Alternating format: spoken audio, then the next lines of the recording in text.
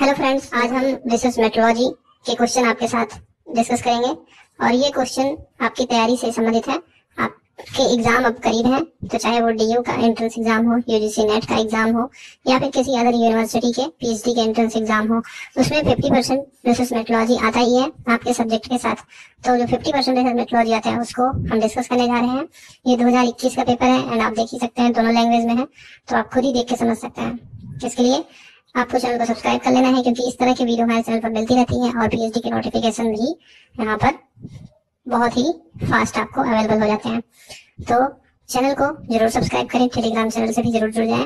ऐसे ही क्वेश्चन को अगर आप पीडीएफ फॉर्म में लेना चाहते हैं या फिर इससे रिलेटेड इंग्लिश के क्वेश्चन लेना चाहते हैं तो उसके लिए डिस्क्रिप्शन में लिंक है। सब्जेक्ट के साथ रिसर्च मेट्रोलॉजी का भी लिंक है एंड सिर्फ रिसर्च मेट्रोलॉजी का लेना चाहते हैं तो उसका भी लिंक है। आप जाके विजिट करके डिस्क्रिप्शन को चेक करके लेना चाहें तो ले सकते हैं। ठीक है, हम बढ़ते हैं क्वेश्चन की तरफ और डिस्कस करते हैं। पहला question, who define research as systematized effort to gain new knowledge. मतलब कि रिसर्च को किसने नया ज्ञान प्राप्त करने के लिए व्यवस्थित एक प्रयास के रूप में कहा या परिभाषित किया। तो इसमें 4 ऑप्शन दिए गए हैं। आपका जो सही ऑप्शन है वो है रेडमैन एंड मोरी ने कहा था। ठीक है, और इन्हीं ने परिभाषित किया था। Research is basically, research basic रूप में क्या है, तो बेसिक रूप में क्या है, इसमें तीनों ऑप्शन आपके सही होंगे। मतलब अ मेथोडोलॉजी ऑफ इंक्वायरी भी है, search of truth, a systematic exploration of fact. तो आपको यहाँ पर डी ऑप्शन लगाना होगा सही, ऑल ऑफ द अबव। ठीक है, तीसरा क्वेश्चन है which of the following statement is not true in the context of participatory research. तो इनमें से कौन सा जो स्टेटमेंट है वो सही नहीं है एक पार्टिसिपेटरी रिसर्च के संबंध में। ठीक है, तो पहला ऑप्शन है it recognized knowledge as power, it emphasizes on people as expert, it is collective process of inquiry, its sole purpose is production of knowledge. तो देखो, जो चौथा ऑप्शन है इसका एकमात्र उद्देश्य ज्ञान का उत्पादन करना है, यही ऑप्शन जो है ये गलत है। तो तीसरे का चौथा ऑप्शन आपका यहाँ पर चूज करना होगा। ये जो है एक जो है ट्रू स्टेटमेंट नहीं है। चौथा question, which of the following is an initial mandatory requirement for pursuing research. तो ये तो बहुत सरल क्वेश्चन है, बहुत जगह आप लोगों ने किया होगा कि जो रिसर्च करने के लिए जो सबसे इनिशियल आवश्यकता होती है वो क्या है।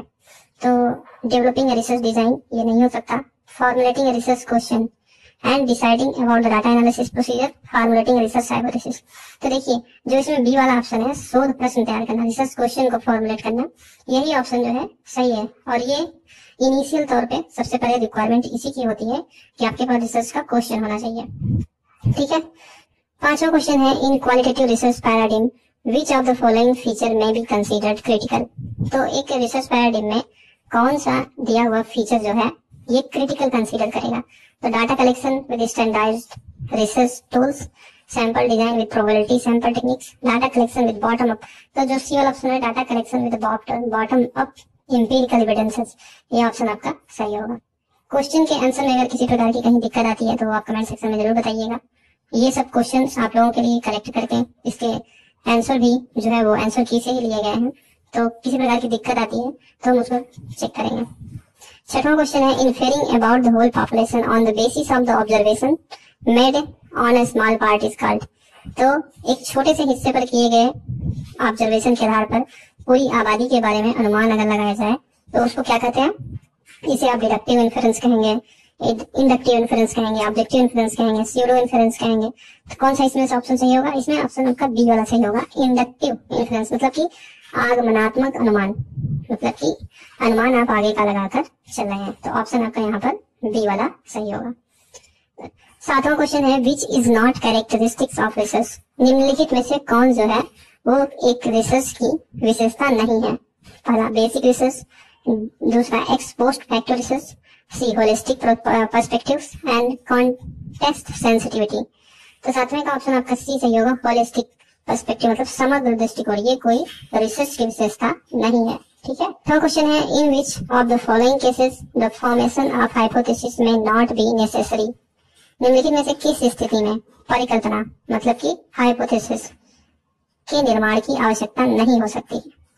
Investigative, historical studies, experimental studies या नॉर्मेटिव स्टडीज या फिर सर्वे स्टडीज। तो इनमें से कौन सा ऑप्शन आपका होगा। 8वें में देखा जाए तो इन्वेस्टिगेशन जो होता है इन्वेस्टिगेटिव हिस्टोरिकल स्टडीज, ये जो है नेसेसरी नहीं है, ठीक है। जिसके निर्माण में, हाइपोथेसिस के निर्माण में ये नेसेसरी नहीं हो सकता है। तो आपको ऑप्शन कौन सा चूज करना है, 8वें का ए, ठीक है। 9वां क्वेश्चन है, which of the following is the first step in a research process. तो निम्नलिखित में से रिसर्च की प्रक्रिया में सबसे पहला चरण कौन सा है, फर्स्ट स्टेप क्या है। तो A selecting a topic, B formulating research problem, C development of a hypothesis, D none of the above. तो आप इसका आंसर जो है बहुत अच्छे से जानते होंगे क्या हो सकता है। तो यहाँ पर जो शोध की प्रक्रिया कही जा रही है, ठीक है, यहाँ पर first step in research process, research के प्रोसेस का फर्स्ट स्टेप हम कह रहे हैं। तो यहाँ पर बी ऑप्शन सही होगा, फॉर्मुलेटिंग रिसर्च प्रॉब्लम, मतलब कि जो रिसर्च के प्रॉब्लम्स हैं पहले उनको आपको तैयार करना है, ठीक है। तो ऑप्शन यहाँ पर बी आपका सही होगा। 10वां क्वेश्चन है, in order to study the relationship of family size to income, researcher classifies his population into different income slabs and then takes a random sample from each slab. Which technique of sampling does he adopt? अगर हिंदी में देखें तो कहा जा रहा है कि परिवार के आकार और आय के संबंध का अध्ययन करने के लिए एक शोधकर्ता अपनी आबादी को विभिन्न आय स्लैब में वर्गीकृत करता, मतलब बांटता है, और फिर प्रत्येक स्लैब से एक जो सैंपल लेता है, और यही जो सैंपल लेना है वो किस तकनीक के अंतर्गत लेता है। तो यहाँ पर कौन सा ऑप्शन सही होगा, यहाँ पर सी ऑप्शन सही होगा, स्ट्रैटिफाइड रैंडम सैंपलिंग, ठीक है। तो इस ऑप्शन को चूज करते हैं। अब इसके लिए सैंपलिंग आपने अपने पोस्ट ट्यूशन में पढ़ा होगा, अगर आप बायोस्टैटिक्स से नहीं होंगे तो, ठीक है। नहीं तो जो बायोस्टैटिक्स से नहीं रहा होगा उसको जो आपने रिसर्च के लिए टॉपिक्स पढ़े होंगे तो आपको पता चलेगा।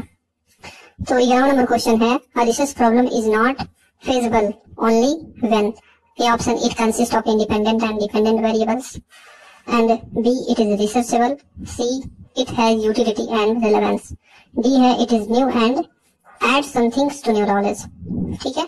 तो यहाँ पर ऑप्शन आपका सही होगा A, it consists of independent and dependent variables। तो मतलब इसका ये होगा कि रिसर्च प्रॉब्लम को फेस करना तब नहीं संभव है जब इसमें स्वतंत्र और आश्रित दोनों स्टेप्स शामिल हों, ठीक है। तो यहाँ पर ऑप्शन कौन सा सही होगा, ए ऑप्शन सही है, ठीक है। 12वां नंबर क्वेश्चन है, who was the author of the book named method in social research. तो method in social research book के ऑथर कौन है। तो इनके ऑथर जो है वो सभी जानते होंगे आप लोग, अगर नहीं जानते हैं तो गुडे और हट, ठीक है। ये बी ऑप्शन आपका सही है, गुडे और हट जो है, मैक्सिमम लोग CR कोठारी हर जगह लगाते हैं। 30 नंबर क्वेश्चन है, what is the name of conceptual framework in which the research is carried out. तो यहाँ पर रिसर्च डिजाइन कहेंगे इसको, या रिसर्च पैराडिम कहेंगे, या सिनॉप्सिस ऑफ रिसर्च कहेंगे, या रिसर्च हाइपोथेसिस कहेंगे, क्या कहेंगे। तो यहाँ पर जो ऑप्शन है वो ए ऑप्शन सही है, रिसर्च डिजाइन कहेंगे। कॉन्सेप्चुअल फ्रेमवर्क जिसमें रिसर्च को कैरी किया जाता है उसे हम क्या कहेंगे, एक रिसर्च डिजाइन कहेंगे, ठीक है। 14th number question, which one among the following statement is true in the context of the testing of hypothesis। तो किसी भी हाइपोथेसिस के टेस्टिंग के संदर्भ में निम्नलिखित में से कौन सा कथन सही होगा। ए ऑप्शन है, it is only the alternative hypothesis that can be tested, it is only the null hypothesis that can be tested, and C, both the alternative and null hypothesis can be tested, D है, both the alternative and null hypothesis can not be tested, ठीक है। 4 तरह के option आपको मिल गए, यहाँ पर आपका C ही सही होगा, both the alternative and null hypothesis can be tested, ठीक है। कहने का मतलब हाइपोथेसिस के परीक्षण के संदर्भ में आपको जो अल्टरनेटिव एंड नल दोनों हाइपोथेसिस को टेस्ट कर सकते हैं, ठीक है। तो यहाँ पर ऑप्शन आपका सी सही है, आप इसका ध्यान दें। 15वां क्वेश्चन है, which of the following option are the main task of research in modern society. इनमें से कौन सा विकल्प आधुनिक समाज में अनुसंधान के मुख्य कार्य हैं। A, to systematically examine and critically analyse the investigation या sources with the objective. B option है, to learn new things, and C है, to keep pace with the advancement in knowledge. तो यहाँ पर ऑप्शन जो आपका होगा वो डी वाला होगा, ऑल ऑफ द अबव, क्योंकि तीनों चीजें जो है ये जो है मुख्य हैं, तो हम ऑप्शन डी वाला सही मानेंगे। 16 नंबर क्वेश्चन है who can be successfully conduct research, मतलब कि कौन है जो सफलतापूर्वक अपना रिसर्च कर सकता है। Someone who is hard worker, possesses post graduation degree, has studied research methodology and possesses thinking and reasoning ability। तो आप लोगों में बहुत सारे लोग जो है ऑप्शन को चूज करेंगे कौन सा, बी वाला, कि possesses पोस्ट ग्रेजुएशन डिग्री। लेकिन अगर थोड़ा सा दिमाग लगाया जाए तो ये कोई जरूरी नहीं है कि पोस्ट ग्रेजुएशन डिग्री हो तभी आप रिसर्च कर पाएंगे। बहुत लोग पोस्ट ग्रेजुएशन डिग्री रखते हुए भी रिसर्च नहीं कर पाते हैं, उनके बस की बात नहीं होती है। तो 16 नंबर का जो ऑप्शन है वो डी वाला सही है। सोचने और तर्क करने की क्षमता जो रखता है, मतलब possesses thinking and reasoning ability, वो जो है रिसर्च कर सकता है। 17 number question circle graph and are used to show, मतलब कि जो सर्कल ग्राफ होते हैं, आपने वृत्त आलेख बहुत रीजनिंग के क्वेश्चन में भी देखा होगा, वो क्या शो करते हैं, उनका प्रयोग क्या शो करने के लिए किया जाता है। How is one part related to other part, how various section share in the whole, how is one whole related to another whole, how are various parts related to the whole. अब इसमें चारों option में आप थोड़ा सा सोचेंगे तो A option जो है वो आपको कुछ सही लगेगा। How is one part related to other part, एक पार्ट भाग को दूसरे भाग से क्या संबंध है, वह किस प्रकार संबंधित है, यही शो करने के लिए इसका यूज होता है। तो हम ऑप्शन कौन सही मानेंगे, सही, ए वाला ऑप्शन सही है। ठीक है। 18वां नंबर क्वेश्चन है what does a good thesis involve. अब यहाँ पर पूछा यह जा रहा है कि जो एक अच्छी थीसिस होती है उसमें क्या क्या इन्वॉल्व होता है। आपके पास 4 ऑप्शन है एंड 4 कोड दिए गए हैं कि क्या तीनों सही है, इनमें से एक सही है, 2 सही है या चारों सही है। तो ऑप्शन में अगर आप देखेंगे तो हिंदी वाले में देख लेते हैं कि पहला विराम चिन्हों के साथ साथ व्याकरण संबंधी त्रुटियों को बहुत कम कर देना है, मतलब आपको जो पंक्चुएशन है उसको बिल्कुल रिड्यूस कर देना है, ग्रामेटिकल एरर्स नहीं होने चाहिए। एंड बी ऑप्शन है कि सही संदर्भ होना चाहिए, मतलब कि करेक्ट रेफरेंस आप दें वहां पर। एंड तीसरा है कंसिस्टेंसी होनी चाहिए थीसिस लिखने में। एंड चौथा ऑप्शन है एक अच्छी तरह से डिफाइंड सार होना चाहिए, मतलब कि एब्स्ट्रैक्ट होना चाहिए। तो चारों ऑप्शन तो वैसे जरूरी है थीसिस के लिए। तो अब आप देख लेते हैं 18वें में बी ऑप्शन एक ऐसा है जिसमें कि दिया गया है A B C and D, तो यही ऑप्शन आपका होगा सही।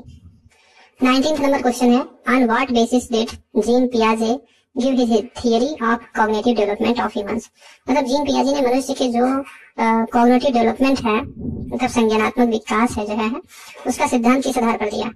तो एक्शन रिसर्च था, अप्लाइड रिसर्च था, फंडामेंटल था या इवैल्यूएशन था, किस रिसर्च के आधार पर दिया था। तो 19th का ऑप्शन जो है आपका वो सी वाला सही है, फंडामेंटल रिसर्च था, मौलिक अनुसंधान। ये कॉन्सेप्ट के क्वेश्चन है, इसको आप पढ़े रहेंगे तो क्लियर रहेगा। तो अगला क्वेश्चन है 20वां नंबर का what are those condition where a research problem is not viable. तो ऐसी कौन सी कंडीशंस हैं जिसमें कि जो रिसर्च की प्रॉब्लम होती है वो क्या है, वेबल नहीं है, मतलब कि व्यवहारिक नहीं है।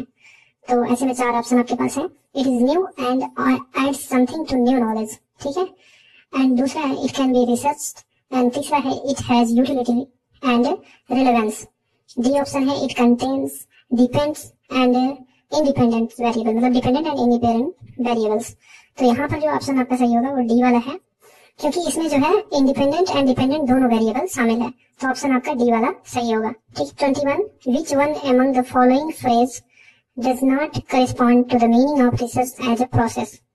तो इनमें जो 4 ऑप्शन है इनमें से कौन सा ऐसा जो फ्रेज है एक रूप से अनुसंधान, मतलब रिसर्च के लिए के अनुरूप, रिसर्च के जो मीनिंग है उसके अनुरूप नहीं है, मतलब कि इनमें से कौन सा ऑप्शन सही है जो रिसर्च के मीनिंग के अनुरूप सही नहीं होता है।